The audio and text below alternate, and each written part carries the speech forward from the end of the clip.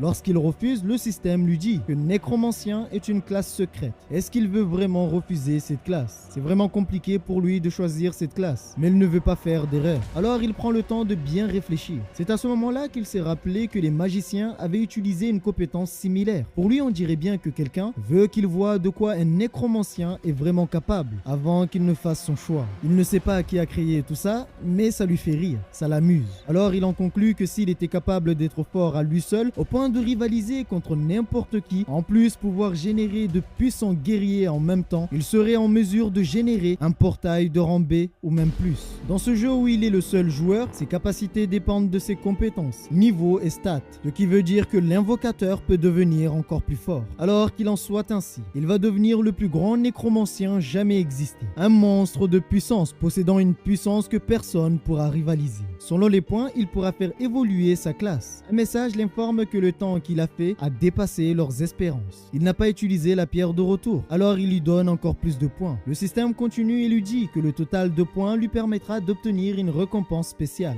Désormais, il est promu au rang de nécromancien. Son titre est le monarque des ombres. Il vient d'obtenir une compétence exclusive. Sa puissance ne fait qu'augmenter. L'évolution est assez simple. Les guerriers évoluent en berserk, les chevaliers en paladins, les magiciens en grands magiciens et les nécromanciens en monarques des ombres. Oui, il a déjà évolué à ce stade, ce qui est assez incroyable. C'est dû au point qu'il avait accumulé. S'il n'avait pas eu autant de points, il n'aurait jamais pu accéder à ce stade. En même temps, il entendait une sorte d'agonie, des gens qui hurlaient de douleur. C'était les chevaliers qu'il avait éliminés. Et l'une de ses compétences, c'était activer la compétence extraction d'ombre. Celle-ci lui permet de les contrôler et les invoquer. Le système veut qu'il utilise une phrase d'exécution pour commander les morts. Alors il leur dit « Lève-toi ». Lorsqu'il prononce cette parole, une ombre était apparue dans toute la salle. Les morts ont commencé à se lever. Ce qui l'avait surpris, c'est quoi ce bordel? Il ne pensait pas que ça allait être aussi hardcore. Ce n'est plus un chevalier. Son aura était bien plus différente. Sa forme était noire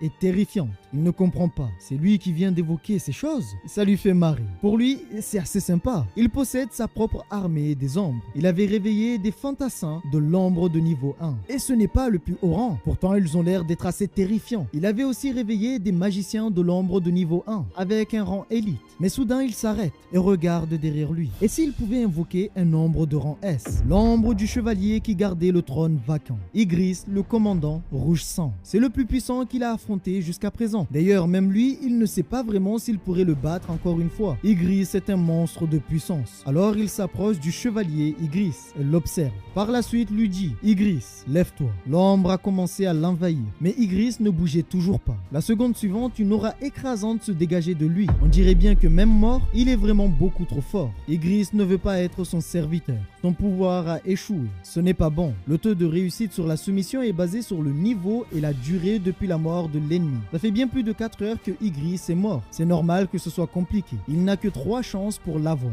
Et actuellement, il ne lui reste que 2 chances. Alors encore une fois, il lui dit « Lève-toi ». Mais Igris refuse de l'accepter comme maître. Il se rappelle du trône vacant. Igris gardait le trône des maîtres qui n'est plus là. Alors il lui tend la main et lui dit « Igris, arrête de garder un trône de quelqu'un qui n'est plus là. Il veut qu'il le protège à partir de maintenant ». Pour la dernière fois, il dit à Igris « Lève-toi ». Il ne pensait pas que cela allait fonctionner. Mais les choses étaient bien plus différentes maintenant. Celui-ci avait complètement accepté son ombre et s'est transformé. Son niveau est 7. Les ombres de rang égal ou supérieur au rang chevalier peuvent être nommées. Alors il lui dit maintenant, tu t'appelleras seulement Igris.